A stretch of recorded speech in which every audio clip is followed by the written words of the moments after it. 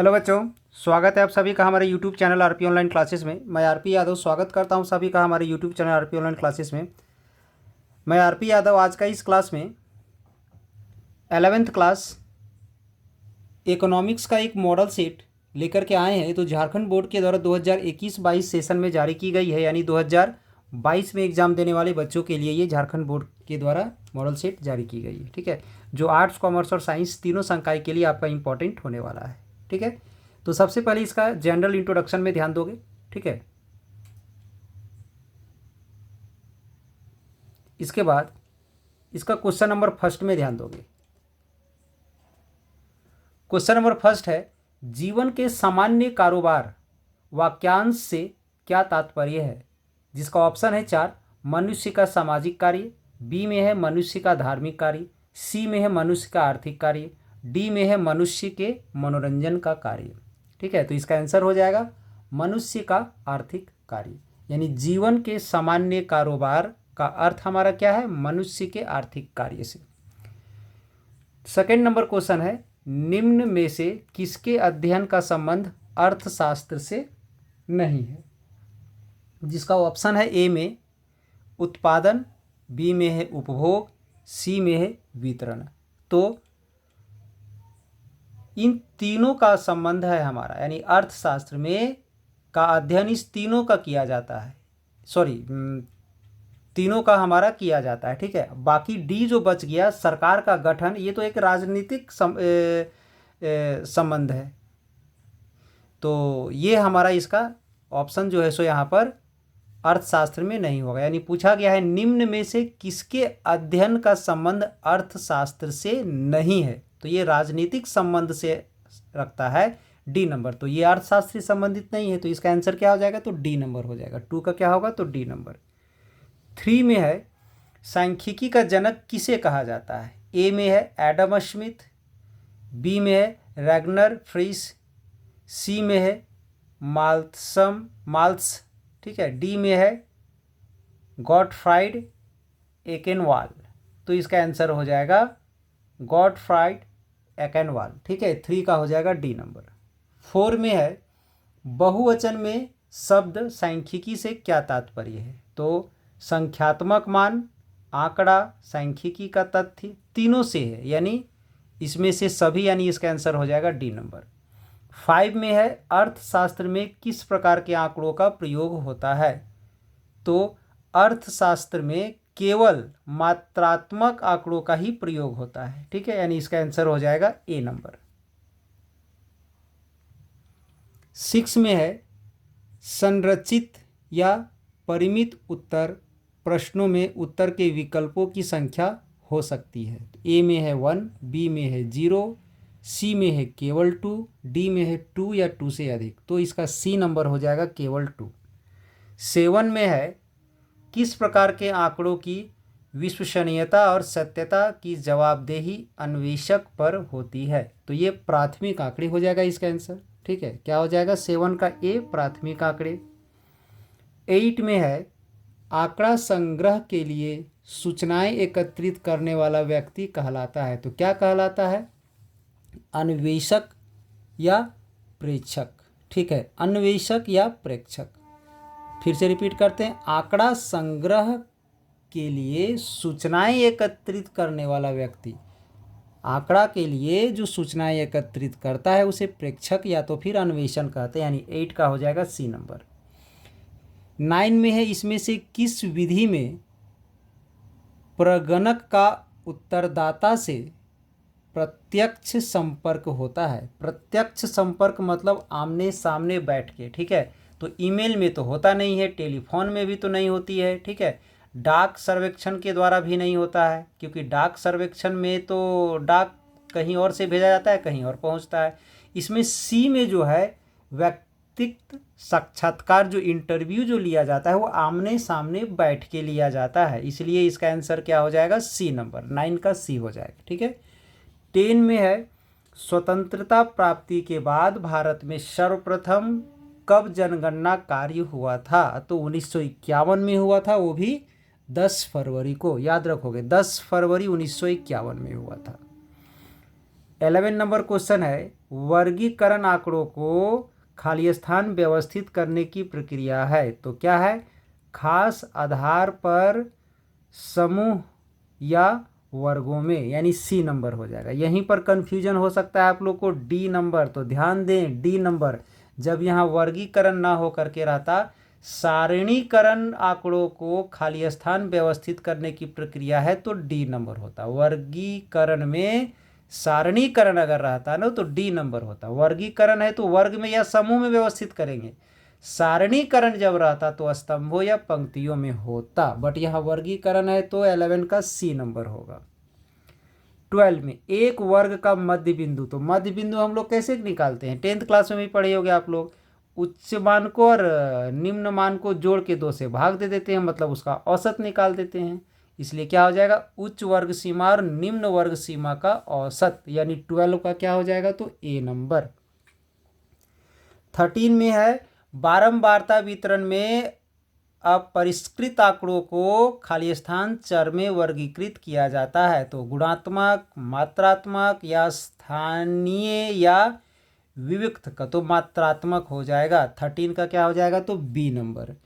14 में है निम्नलिखित में से कौन चर सतत चर का एक उदाहरण है? तो डी नंबर हो जाएगा।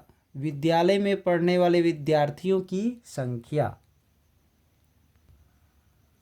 15 में है मिलान चिन्हों की गणना कितने समूहों में की जाती है? तो ये 5 समूहों में की जाती है, यानी 15 का क्या हो जाएगा? तो डी नंबर।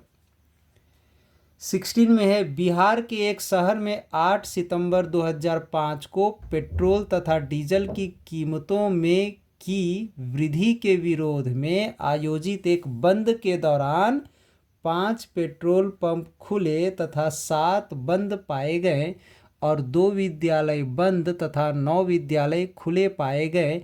यह उदाहरण आंकड़ों के किस प्रकार के प्रस्तुतिकरण को प्रदर्शित कर रहा है?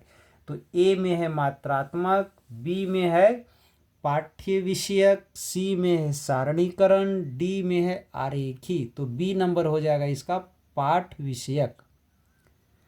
17 में है कक्षा 11 की अध्यापिका आंकड़ों को पंक्तियों यानी 36 तथा स्तंभों को ऊर्ध्वाधर रूप में कक्षा में दिखाती है। वह आंकड़ों को किस प्रकार प्रस्तुत कर रही है? तो मात्रात्मक होगा या पाठ्य विषयक होगा या सारणीकरण होगा या आरेखी होगा? तो अभी तो जस्ट बताए थे, पंक्ति और स्तंभ का अगर यूज होगा तो सारणीकरण हो जाएगा। 17 का सी नंबर। 18 में है सुमित पिछले 10 वर्षों की अवधि के दौरान एक विद्यालय में अध्ययन करने वाले विद्यार्थियों की संख्या को सारणीबद्ध करता है। सुमित के द्वारा किया गया विद्यार्थियों का यह वर्गीकरण क्या कहलाता है? तो ये कालिक कहलाता है, बी नंबर। ठीक है। 19 में है काल श्रेणी आंकड़ों के प्रस्तुतिकरण के लिए निम्न में से किसका प्रयोग किया जाता है? तो त्वरण का किया जाता है, यानी 19 का हो जाएगा डी नंबर।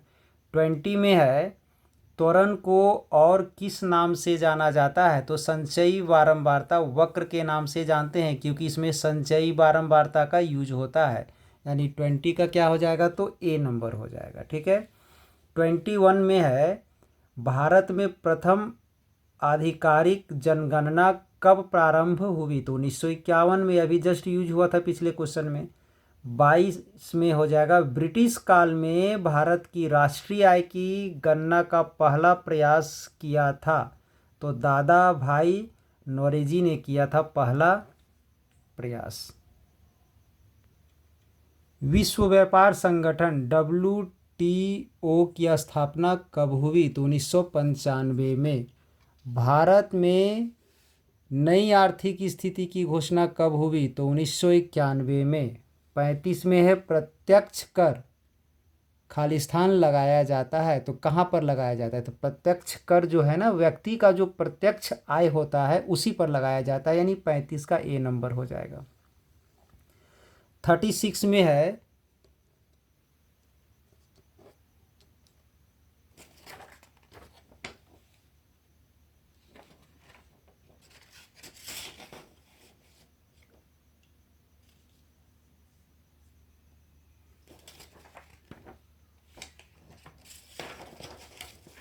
इससे पहले हमें बताना था, ध्यान दोगे,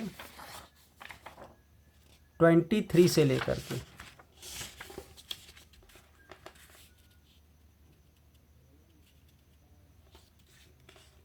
23 में है, रेलवे ने भारत की अर्थव्यवस्था की संरचना को किस प्रकार प्रभावित किया।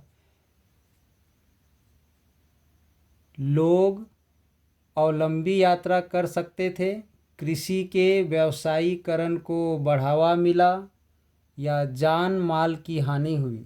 तो इसमें ए और बी दोनों होगा। लोग अवलंबी यात्रा कर सकते हैं और कृषि के व्यावसायीकरण को बढ़ावा मिला। ठीक है, यानी 23 का डी हो जाएगा, ए तथा बी दोनों। 24 में है, स्वतंत्रता के पश्चात भारत में किस आर्थिक प्रणाली को अपनाया गया।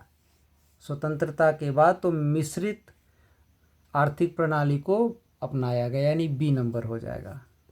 25 में है, औपनिवेशिक काल में भारत के औद्योगिकीकरण के पीछे विदेशी शासकों के क्या उद्देश्य थे।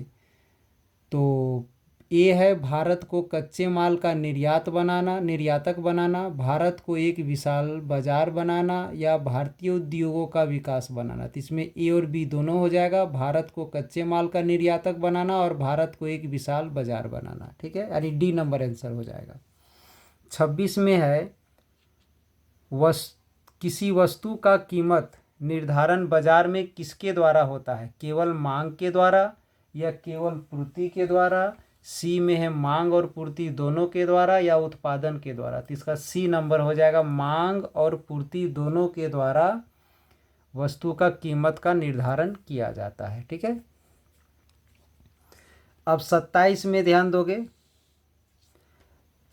राष्ट्रीय योजना समिति का गठन कब हुआ था। तो ये 1938 ईस्वी में हुई थी, यानी बी नंबर। ठीक है, 25 में है, पंचवर्षीय योजना की अवधि कितनी होती है। तो 5 वर्ष की होती है, ए नंबर होगा। ठीक है, अब 29 में, किस प्रकार की आर्थिक प्रणाली में उत्पादित वस्तुओं को लोगों के बीच उनकी क्रय क्षमता के आधार पर वितरित किया जाता है। तो पूंजीवादी के आधार पर।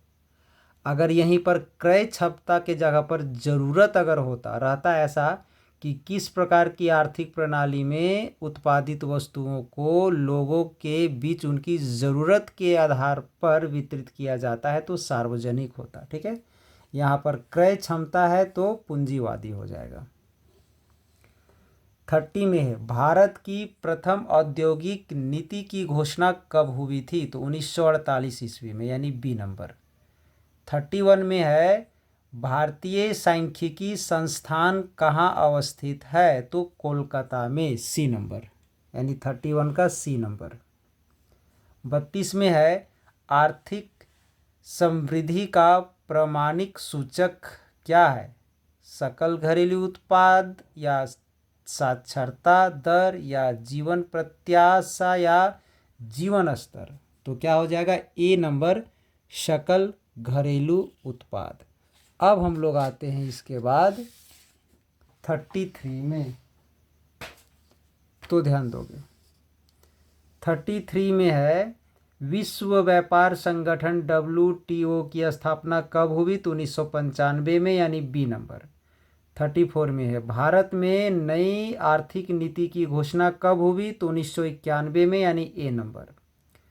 35 में है, प्रत्यक्ष कर कहाँ लगाया जाता है। तो व्यक्ति की आय पर लगाई जाती है, यानी ए नंबर हो जाएगा। 36, विनिवेश का उद्देश्य क्या है।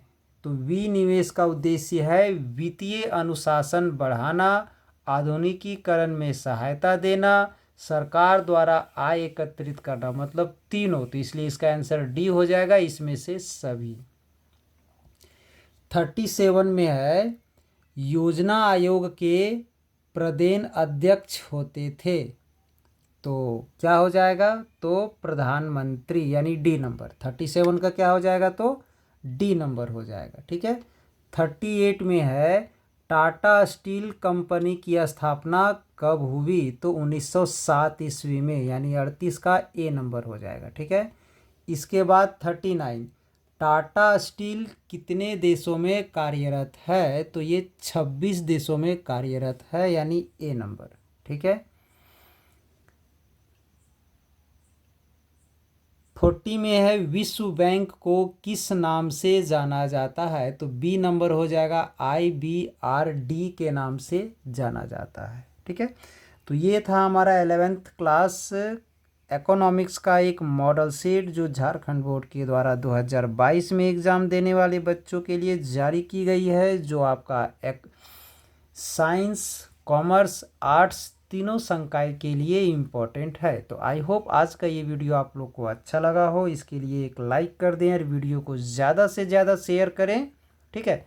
और अगर आज का क्लास आप लोग को अच्छा लगा हो तो इस चैनल में अगर आपको लगता है कि बने रहने से आपको कुछ लाभ हो सकता है तो चैनल को सब्सक्राइब कर लें, ताकि हमारे थ्रू जो भी वीडियो आपके हित के लिए बनाया जाएगा उसका लाभ आप समय पर उठा सकें।